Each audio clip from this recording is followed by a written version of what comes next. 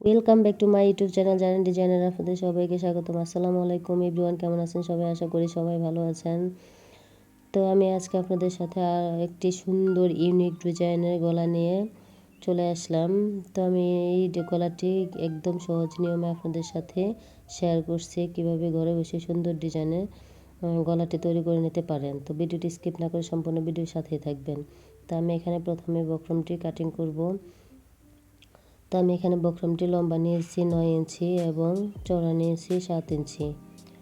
তো আমি এখানে প্রথমেই 2.5 ইঞ্চি চওড়া নিয়ে গলাটি আমি কাটিং করছি। তো 2.5 ইঞ্চিতে আমি একটি চিহ্ন দিয়ে নিলাম। তো গলার লম্বায় আমি দিব গোল শেপের লম্বাটি দিব আমি 5 ইঞ্চি লম্বা।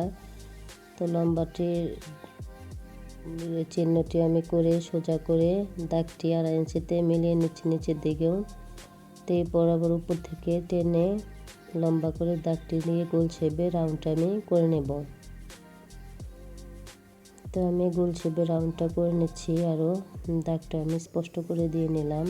তো এই পর্যায়ে আমি নিচের দিকে 1.5 ইঞ্চি পরিমাণ এবং কোনা কোণে ধরে 1.5 ইঞ্চি পরিমাণ ত্রিকোণা শেপে দাগটি আমি করে নিচ্ছি। তো আপনারা চাইলে কিন্তু এখানে বড় ছোট করতে পারেন, যার যেরকম পছন্দ। তো আমার মনে হয় এইটাই অ্যাকুরেট ঠিক হবে আর কি। তো আমি প্রথমে সাইডটা ড্রয়িং করে নিয়ে সাইডের বক্রমটা কাটিং করে নিচ্ছি। তো আমি রাউন্ড শেপের গলাটাও কাটিং করে নিলাম।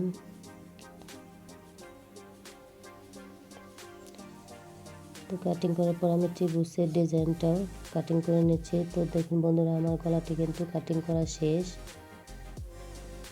তো আমি এই পর্যায়ে একটি টুকরো কাপড় নিয়েছি। তো এই কাপড়ের উপর বসিয়ে সুন্দর করে বক্রমটা আমি এর উপর আটকিয়ে নেব। অবশ্যই ঘুরিয়ে সুন্দর করে বক্রমের উপর সেলাইটি দিয়ে কাপড়ের সাথে বক্রমটি আপনারা আটকে নেবেন।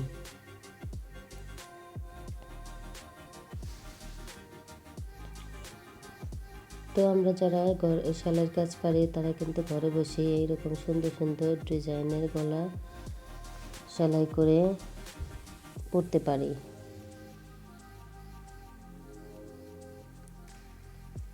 তো আমি পুরোটা সেলাই করে কাপড়ের সাথে গলাটা লাগিয়ে নিলাম এবং সাইডে 1/2 ইঞ্চি কাপড় রেখে কাপড়টা কাটিং করে সাইডে কাপড়টা ফেলে দেব। তো এরকম সুন্দর সুন্দর ভিডিও পেতে আমার চ্যানেলটিকে অবশ্যই সাবস্ক্রাইব করে পাশে থাকবেন এবং বেল বাটনটি প্রেস করে দিবেন।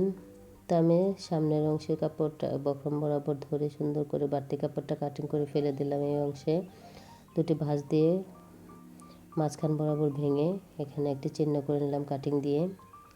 তো আমি এখানে কামিজের উপর যে গলার মাঝখানে একটি ক্যাচান দিয়ে নিয়েছিলাম, সেই ক্যাচান বরাবর গলাটি মাঝখান বরাবর বসিয়ে সুন্দর করে মাঝখান দিয়ে সেলাই দিয়ে নেব।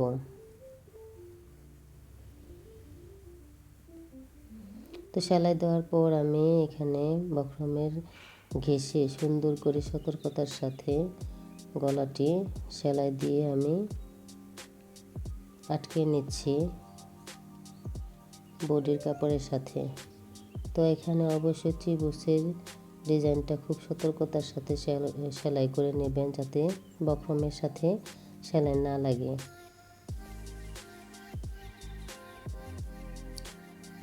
তো আমি ঘুরিয়ে সুন্দর করে পুরাটা সেলাই দিয়ে আটকে নিলাম এবং সুতাটি কাটিং করার পর আমি এখানে 2 সুতো পরিমাণ কাপড় রেখে বাড়তি কাপড়টা গলার কাটিং করে ফেলে দেব।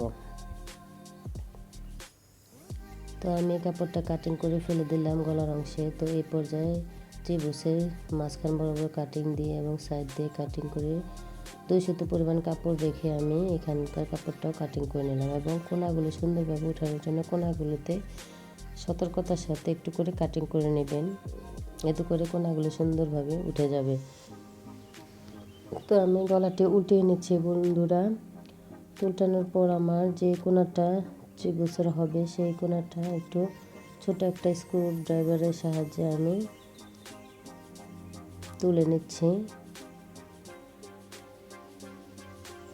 তো এই কাজটি অবশ্যই কিন্তু সতর্কতার সাথে করবেন। তো আমি আরও একটু কোনা তোলার জন্য আমি একটি বড় সূচ নিয়ে খুঁচিয়ে সুন্দর করে গলাটি উঠিয়ে নিলাম এবং সোজা সাইডে গলার একটি চাপ সেলাই দিয়ে নিব।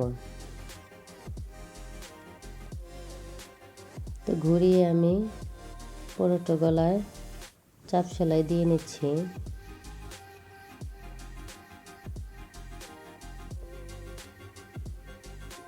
তো চাপ সেলাইটি দেওয়ার পর আমার এখানে আমি সাইড দিয়ে হাতে সেলাই দিয়ে নেব গলাটি। তো বন্ধুরা দেখতে পাচ্ছ আমার গলাটি কিন্তু করা শেষ। এই পর্যায়ে আমি এখানে দুটো পুঁতি বসিয়ে নেব। তো পুঁতিগুলো বসিয়ে আমি আটকিয়ে নিয়ে সুন্দর করে টেনে ধরে মিলিয়ে ধরে সুন্দর করে আমি পুঁতি দুটো অ্যাটাচ করে দিচ্ছি। এখানে তোমরা চাইলে বড় একটি পুঁতি দিতে পারো, আমার কাছে ছোট পুঁতি মাঝারি সাইজের পুঁতি ছিল তো আমি ওটাই দিয়েছি। তো আমি এখন সুতাটি কাটিং করে নিচ্ছি। তো দেখো আমার বন্ধুরা গলাটি তৈরি করা হয়ে গিয়েছে। তো কেমন হয়েছে বন্ধুরা অবশ্যই কমেন্টে জানাতে ভুলবেন না। আল্লাহ হাফেজ, থ্যাংক ইউ ফর ওয়াচিং।